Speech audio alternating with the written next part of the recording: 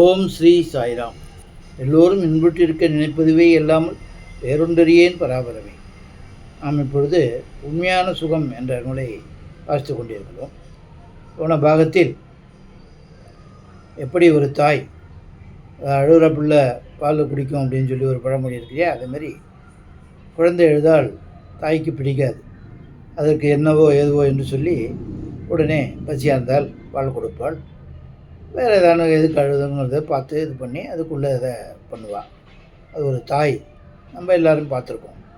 அதேமாரி இந்த உலகத்தாய் அதேமாரி இருக்கும்போது இந்த எல்லோருக்கும் தாய், இந்த உலகத்துக்கு இல்லை பல உலகங்களுக்கும் தாய் தந்தையாக இருக்கக்கூடிய அந்த பகவானிடம் நாம் ஒன்றை அழுது கேட்டால் நிச்சயம் கொடுப்பார் என்பதை பற்றி அந்த மகான் சொல்லியிருந்தார். என்னென்னா, என்னால் முடியல அப்படின்னு கையை தூக்கினாக்க அதுதானே சரணாகதி. நீ தான் பண்ணணும் அப்படின்னா பகவான் பண்ணுறார். அந்த இது நம்மளுக்கு முதல்ல வரணும். அது அதனால் நம்மளுக்கு விதி எப்படி இருக்கலாம், அது அப்படி இருக்கலாம், எதுவாக இருந்தாலும் அதை எப்படி பண்ணணுமோ அதை அப்படி பண்ணி அதுலேருந்து வெளில கொண்டு வரதுக்கு அவரால் முடியும். என்ன, மனுஷன் என்னென்னமோ பண்ணுறான், மனுஷனை படித்த பகவானால் முடியாதா?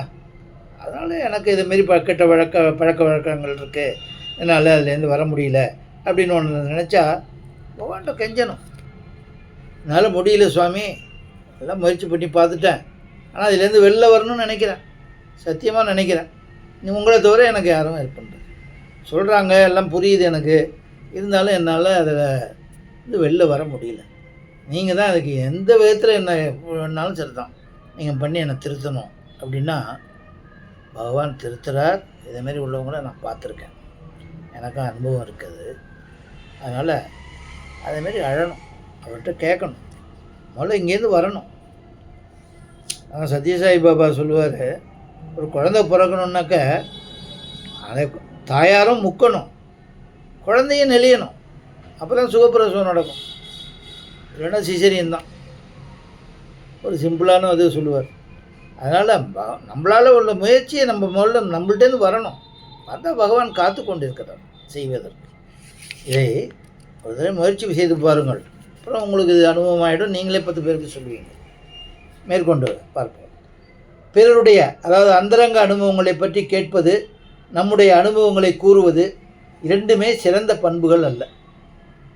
மற்றொரு விஷயம், எந்த ஒரு பேச்சாளராக இருந்தாலும் சரி தன்னுடைய பார்வையில் மிக உயர்ந்ததாக செய்திகளையே கூறுவார். ஏனென்றால் எல்லோரும் தங்களுக்கு பெருமையே விரும்புகிறார்கள். தமக்கு கௌரவத்தை விரும்புகிற எவர்தான் மற்ற ரகமான செய்திகளை கூறுவார்கள்? அவர் தமது உள்ள கிடக்கையே எவ்வாறு மறைத்து கொள்ள முடியும்? துறவிகளை அவர்களது சொற்களிலேயே சோதித்து அறியலாம் என்று சாதுக்களுடைய உபதேசங்களில் காணப்படுகிறது. அவர் என்ன பேசுகிறாரோ அதிலிருந்து அவருடைய உள்ளுணர்ச்சிகள் தெரிய வருகின்றன. எந்த ஒரு மனிதர்களிடமும் நீங்கள் சரியான முறையில் பேசி பாருங்கள், அவர் சொல்வதை கவனமாக கேளுங்கள், அவரது நெஞ்சத்தில் உள்ள எண்ணங்கள் புரிந்துவிடும்.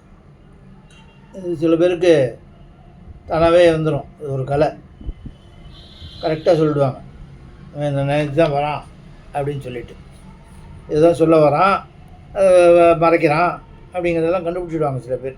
அதுதான் சொல்கிறார், அவரது நெஞ்சத்தில் உள்ள எண்ணங்கள் புரிந்துவிடும், இவர் எப்படிப்பட்டவர், எவ்வளவு தூரம் முன்னேறி இருக்கிறார் என்பதும் தெரிந்துவிடும். ஆனால் நம்மளுக்கு தான் இதெல்லாம் அங்கே ஜட்ஜி பண்ணுறது இருக்குதுன்னு சொல்லிட்டு தவறாகவும் பண்ணக்கூடாது.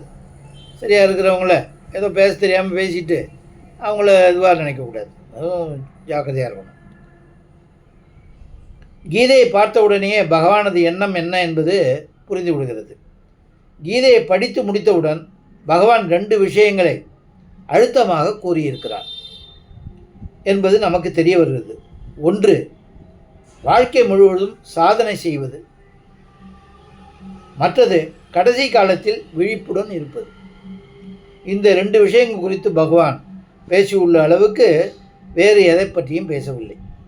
கீதையில் மொத்தம் 2 விஷயங்கள் முக்கியம், அழுத்தமாக பகவான் கிருஷ்ணர் சொல்லியிருக்கார். ஒன்று, வாழ்க்கை முழுவதும் சாதனை செய்வது.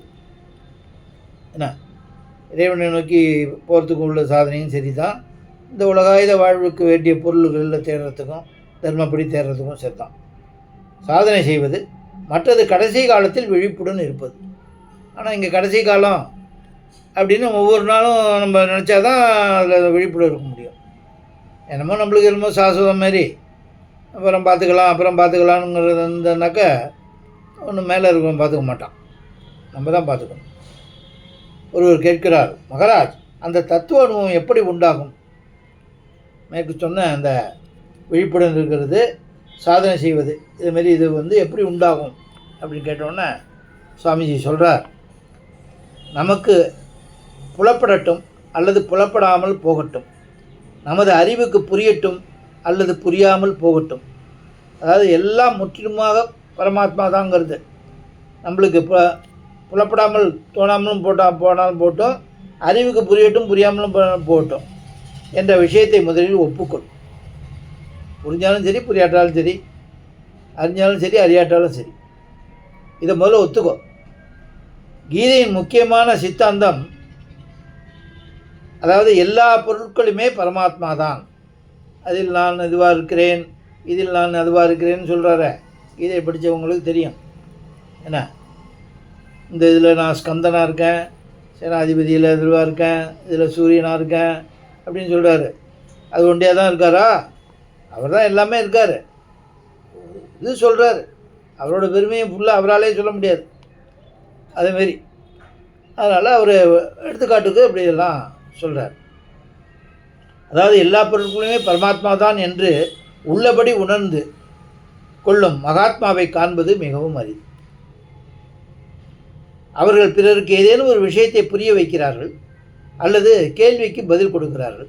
எனினும் நான் எவ்வளவு விஷயம் தெரிந்தவன், இவர்களுக்கு ஒன்றுமே தெரியாது, எதுவும் அறியாதவர்கள் என்ற நினைப்பு அவர்கள் மனதில் தோன்றுவதில்லை. அந்தமாரி மகாத்மாக்கள் நினைப்பு அவர்கள் மனதில் தோன்றவில்லை. இத்தகைய உயர்நிலை பெற்ற மகாத்மாக்களை பற்றி நாம் கேள்விப்பட்டிருக்கிறோம், புஸ்தகங்களில் படித்திருக்கிறோம். அவர்களிடம் இவர்களுக்கு நான் அறிவு புகட்டுகிறேன், இவன் கற்பனை என்றால் நான் கற்பிப்பவன், இவன் கற்பவன் என்றால் நான் கற்பிப்பவன், இம்மாதிரி எண்ணம் இருப்பதில்லை. அப்படியானால் என்ன பாவம்தான் இருக்கிறது என்றால், நம்முடைய பிரபுவே பல்வேறு உருவங்கள் எடுத்து கேட்டுக்கொண்டிருக்கிறார். சொல்கிறவங்களும் சரி, கேட்குறவங்களும் சரி, எல்லாம் பகவானோட குழந்தைகள் தான் அப்படின்னு நினப்பு சொல்கிறவங்களுக்கு வரணும், சொல்கிறவங்களும் இது சொல்லி கேட்குறவங்களுக்கும் வரணும். என்ன, எல்லாம் நம்மளுக்கு தெரிஞ்ச மாதிரியும் இது பண்ணுற மாதிரியும் அந்த பெருமையெல்லாம் வரக்கூடாது அப்படின்னு சொல்லி சொல்கிறார். இத்தகைய உயர்நிலை பெற்ற மகாத்மாவை பற்றி நாம் கேள்விப்பட்டிருக்கிறோம், புஸ்தகங்களில் படித்திருக்கிறோம்.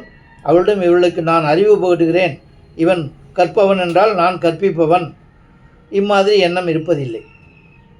அப்படியானால் என்ன பாவம்தான் இருக்கிறது அவங்களுக்கு?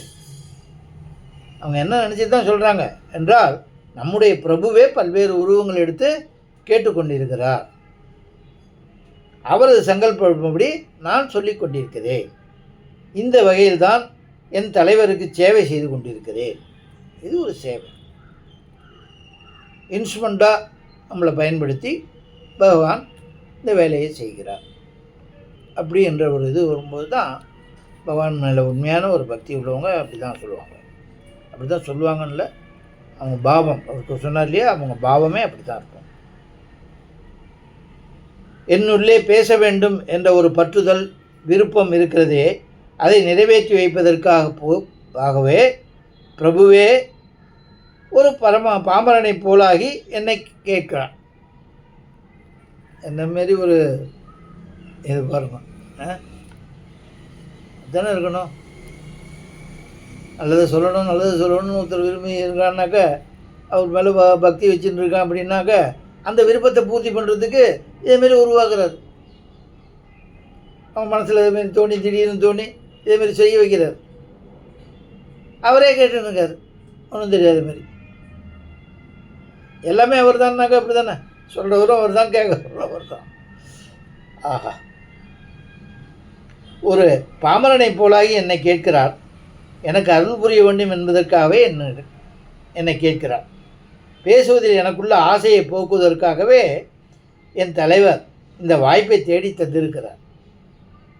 அது அவரது லீலையே தான். காணப்படும் உலக காட்சி பிரபுவின் சொரூபமே. உலகத்தின் செயல்கள் எல்லாம் பிரபுவின் லீலைகள். பகவான் தான் எனக்கு அருள் புரிய வேண்டும் என்பதற்காக இப்படி ஒரு அசாதாரணமான முறையில் லீலை செய்து கொண்டிருக்கிறார். அவருக்கு எவரிடமிருந்தும் எந்தவித எதிர்பார்ப்பும் இல்லை, உபயோகமும் இல்லை.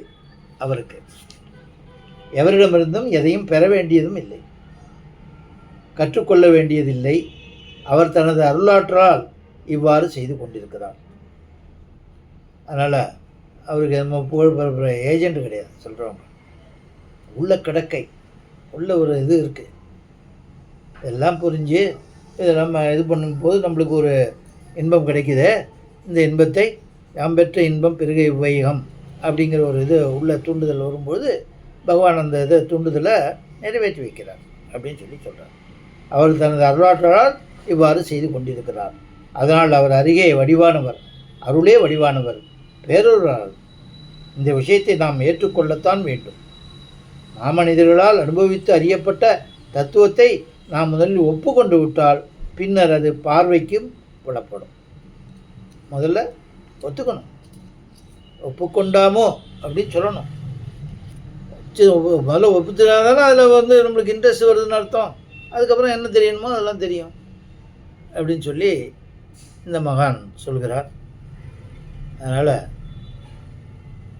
எல்லாரும் இந்த இதை உள்வாங்கி